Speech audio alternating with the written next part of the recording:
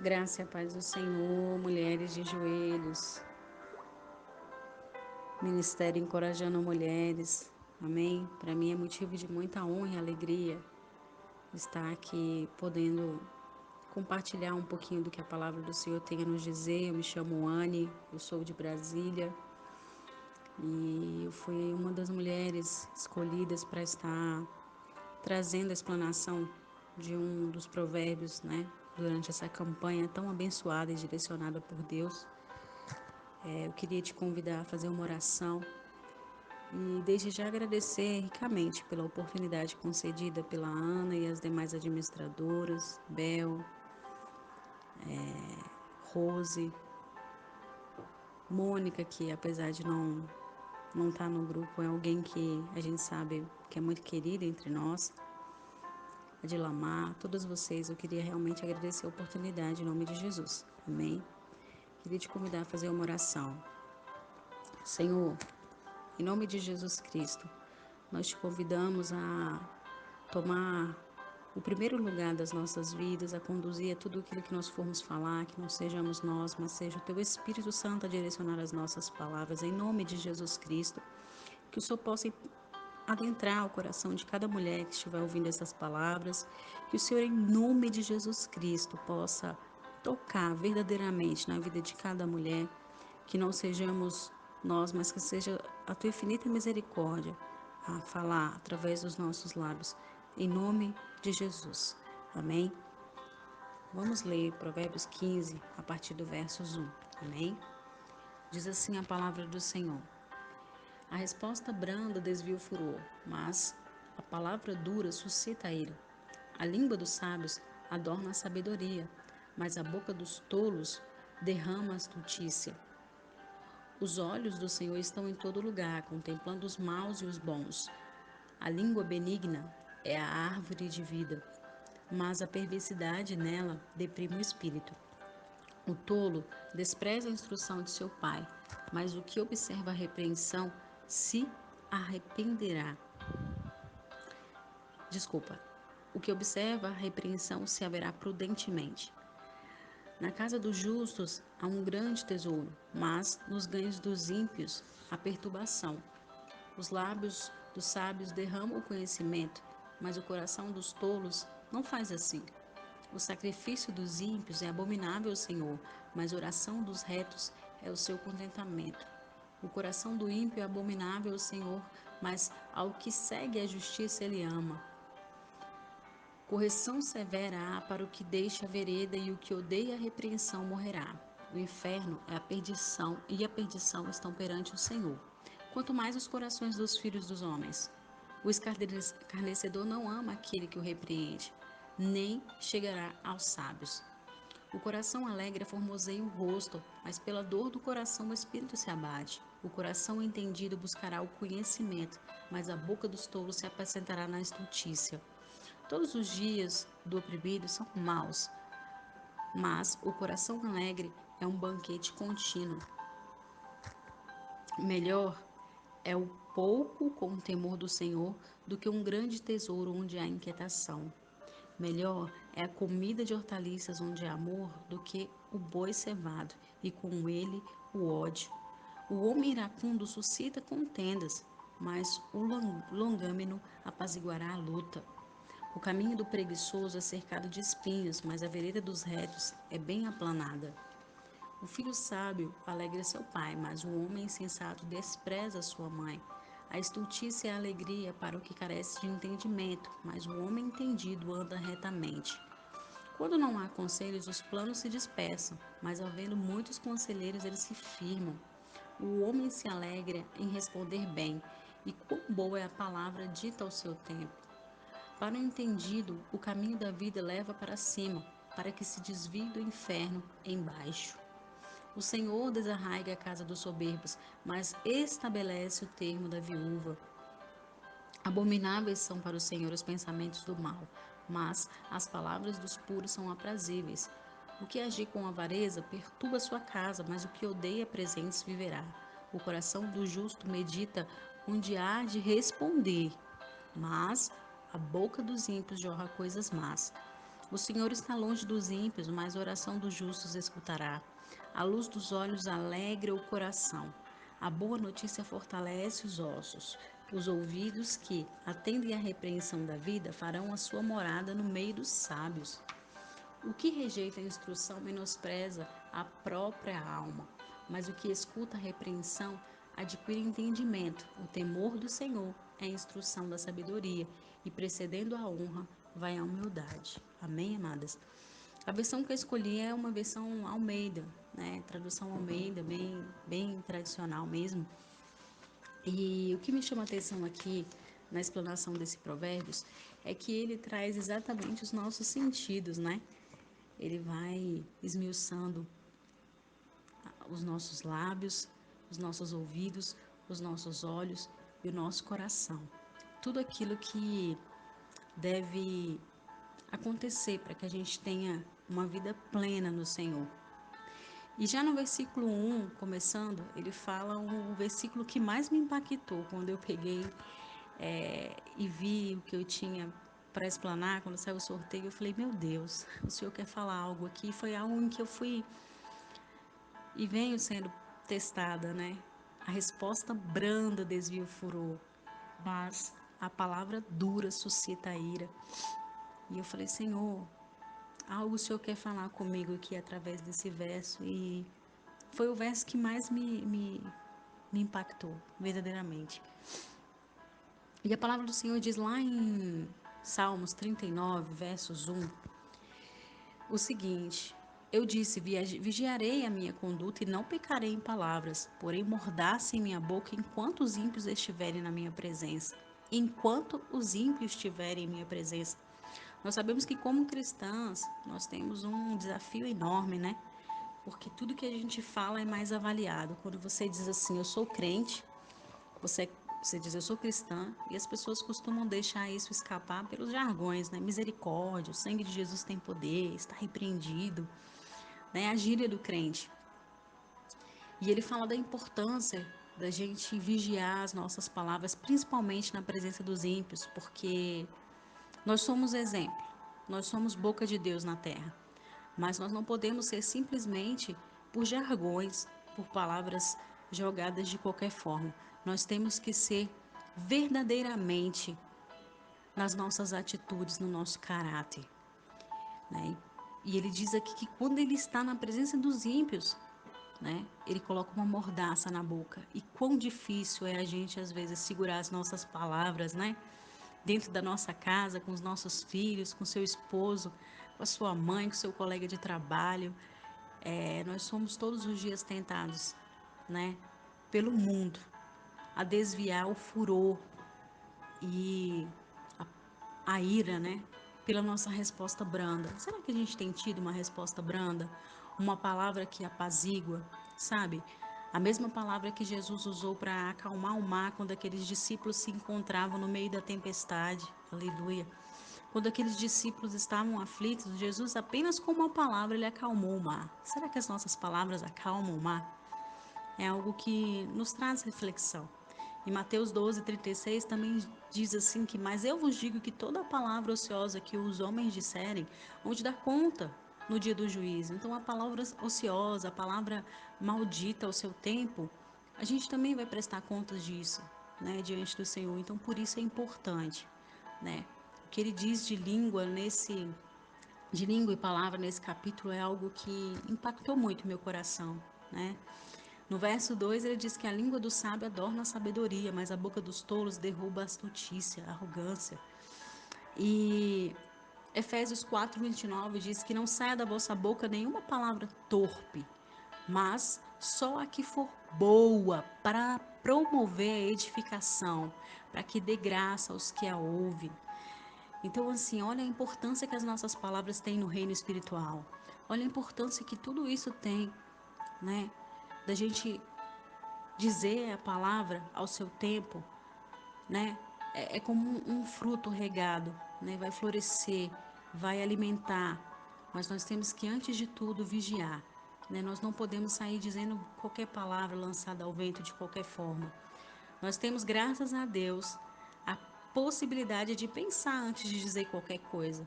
E será que a gente tem feito uso disso? Será que a gente tem feito uso do privilégio que nós temos de às vezes nos calarmos e dizer: Senhor, conduz as minhas palavras, que não seja eu a dizer, mas que seja o teu Espírito a conduzir tudo aquilo que eu for dizer. Eu sei que nós não conseguimos ser espirituais o tempo todo, seria hipocrisia dizer isso aqui, porque nós somos carnais e às vezes a nossa ira vem justamente na resposta que a gente dá quando a gente é afrontado nas situações. E aí, quando ele vai falar de olhos, no capítulo 3, no versos 3, ele diz que os olhos do Senhor estão em todo lugar, contemplando os bons e os maus.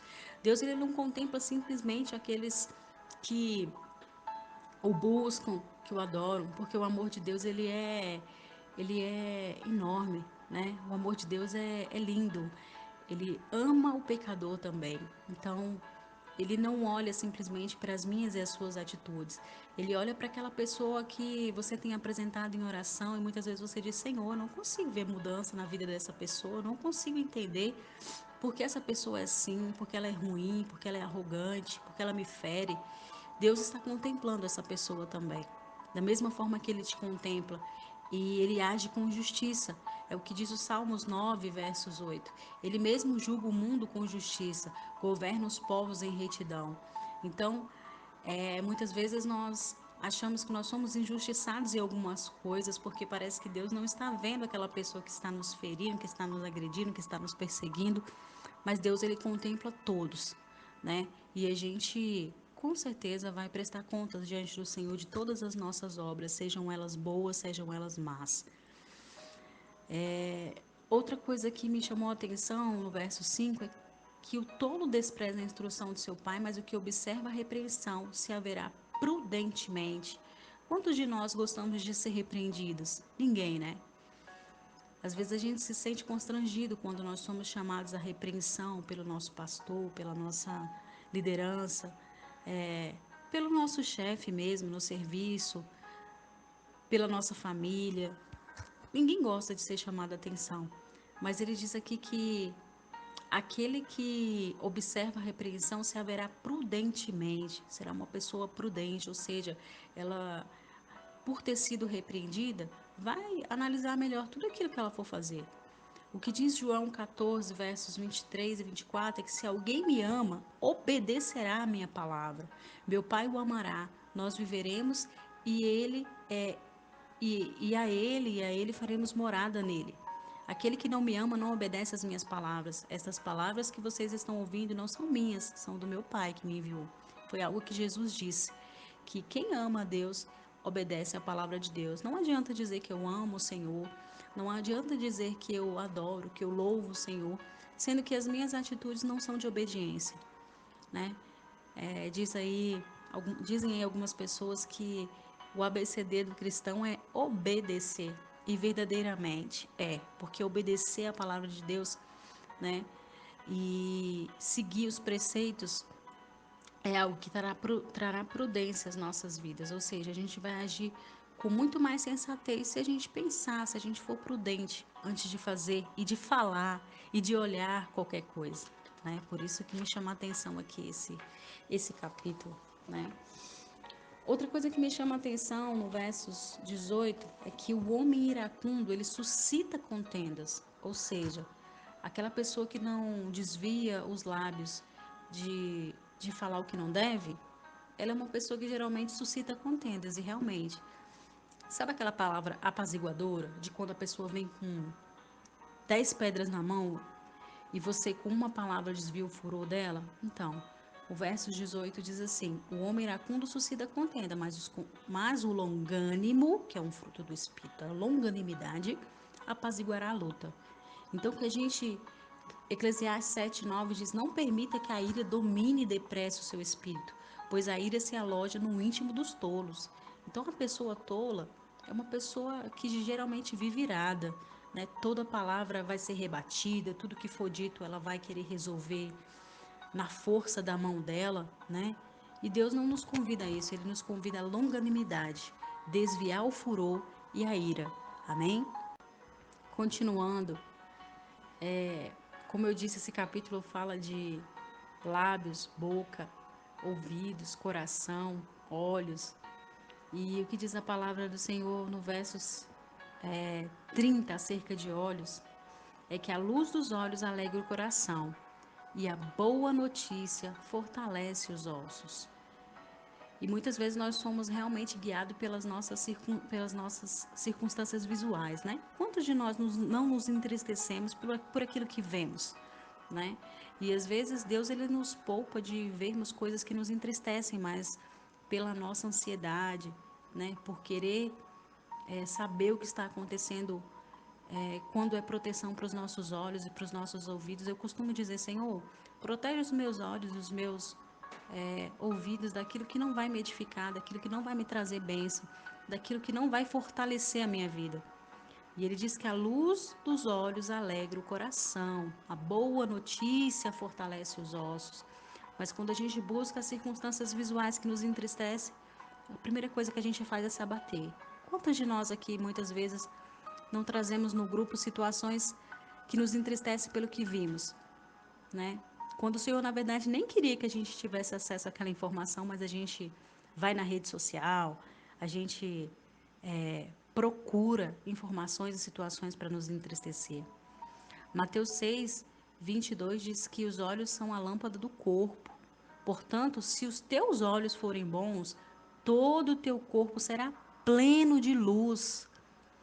No verso 23 de Mateus 6 ainda diz que, porém, se teus olhos forem maus, todo o seu corpo estará em absoluta escuridão. Por isso, se a luz está em ti, se a luz que está em ti são trevas, quão tremendas são essas trevas, né? E que a gente deve servir somente a Deus.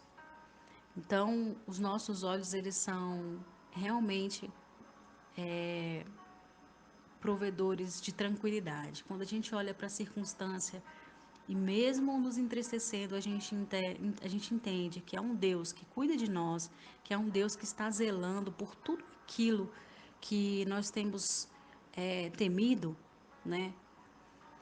Nós não precisamos nos preocupar com as circunstâncias visuais, mas nós não precisamos também ser masoquistas, sabe? Nós não precisamos buscar situações que nos entristecem. Muitas vezes nós fazemos isso. Muitas vezes a gente não tem paz no espírito de fechar os olhos, não olhar para as circunstâncias e entender que a fé é o firme fundamento das coisas que não se veem, é daquilo que você não está vendo, mas é o que você espera no Senhor. Como é bom quando a gente consegue confiar no Senhor, independente do que os nossos olhos naturais estão vendo. Fala, Senhor, eu não estou vendo o mar aberto ainda, mas eu sei que eu posso passar entre ele porque o Senhor fez isso lá com Moisés. Senhor, eu não estou vendo a provisão dos meus alimentos, mas eu sei que o Senhor multiplicou pães e peixes. Então, muitas vezes nós não vemos, mas nós podemos crer, porque o nosso Deus é um Deus que pode fazer todas as coisas. E quando nós olhamos para as circunstâncias de uma forma diferente, os nossos ossos são fortalecidos. Isso me chamou muita atenção, o fortalecimento dos teus ossos, o fortalecimento do teu corpo. Amém? O versos 31 vai falar de ouvido, né? Diz: os teus ouvidos os ouvidos que atendem à repreensão da vida farão a sua morada no meio dos sábios. Jó 12, 11, Jó capítulo 12, versos 11 diz que por acaso o ouvido não prova as palavras, como o paladar avalia o sabor dos alimentos? Eu vejo que os nossos ouvidos, eles têm uma ligação muito tremenda com aquilo que a gente vai responder e falar, né? Porque muitas vezes a gente escuta uma coisa e na mesma hora a gente rebate. A gente não consegue abrandar a resposta para não suscitar ira, né? E Deus nos convida a ter um ouvido com paladar, como ele diz lá no capítulo, né, capítulo 12, versos 11 de Jó, para que os nossos ouvidos provem as palavras, como o paladar avalia o sabor dos alimentos. Então, antes de você responder a palavra que entrou pelos teus ouvidos e que te trouxe de repente um aborrecimento, porque não era aquilo que você queria ouvir aquela hora. E nós seres humanos nós somos muito assim, né? A gente rebate na mesma hora, a gente não espera a palavra entrar, a palavra apaziguar, a palavra surtir o efeito. É papum, bateu, levou. E muitas vezes isso que suscita a ira. Porque nós temos a oportunidade de ficar calados muitas vezes, mas nós perdemos essa oportunidade por querer resolver as coisas à nossa maneira, por querer dar o retorno daquela palavra que não soou tão bem como você queria, né? Você quer dar o retorno de uma forma imediata. Aquele famoso não leva o desaforo para casa. Quantas de nós provavelmente não estejamos no deserto porque não soubemos em algum momento desviar a palavra, né? Não soubemos trazer paz, não soubemos usar as nossas palavras para apaziguar o momento, desviar a ira, desviar o furor. Fomos insábias, insensatas muitas vezes, e quando tivemos a oportunidade de ficar caladas, a gente simplesmente saiu, resolvendo tudo por não vou levar desaforo para casa. A gente pode sim, como cristão, levar desaforo para casa, porque nós temos um Deus que trabalha em justiça por nós. Aquilo que você escutou, que feriu o seu coração, aquilo que você viu, que feriu o seu coração, aquilo que você teve a oportunidade de ficar calado, mas você acabou falando e trouxe mais ira para o momento, foi simplesmente uma maneira humana de resolver as coisas. Porque quando nós confiamos em Deus, quando nós sabemos que temos um Deus de justiça, que zela por nós, que cuida de nós, a gente não precisa ir atrás de tentar resolver tudo no calor das emoções, né? Então que Deus venha nos ensinar verdadeiramente a ter temor naquilo que a gente fala, naquilo que a gente vê, naquilo que a gente escuta, né? E que o nosso coração possa verdadeiramente ser um coração que aformoseia o rosto, sabe? Que a nossa alegria venha formosear o nosso rosto. O versos 13 deste capítulo diz que o coração alegre aformoseia o rosto, mas pela dor do coração o espírito se abate. Muitas vezes nós deixamos o nosso espírito, o nosso corpo se abater pela tristeza do nosso coração. Mas nós temos um Deus em que nós podemos confiar em todo o tempo.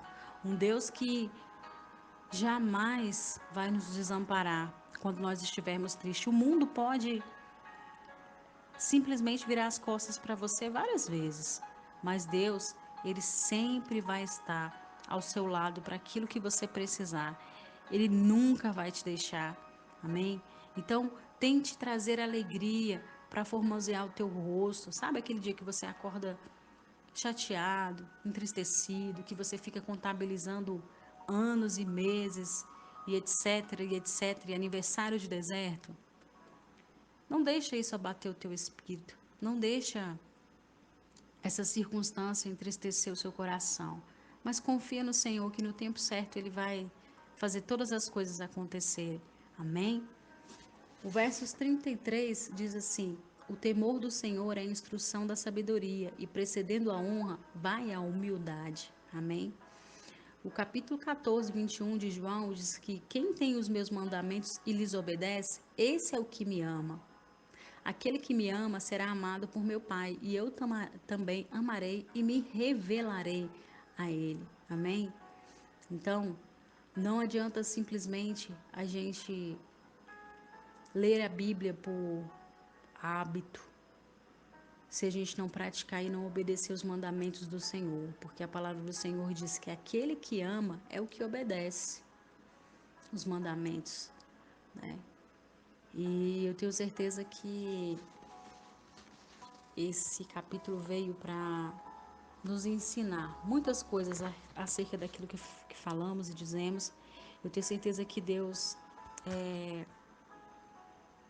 trouxe ao nosso coração alguma coisa e que nós possamos verdadeiramente avaliar as nossas palavras, as nossas condutas antes de falar. Que você pense, que você faça aquele conte até 10 ou até 50, quanto for preciso, para você desviar a ira de uma discussão. Amém?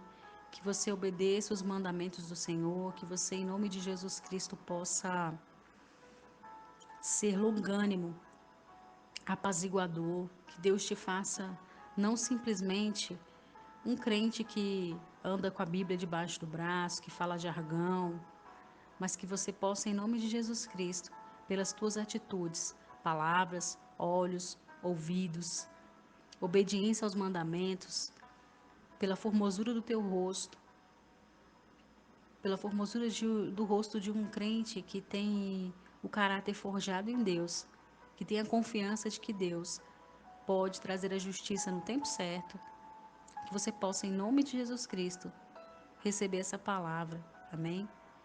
E ser um disseminador de paz, amém? É isso que Deus trouxe ao meu coração.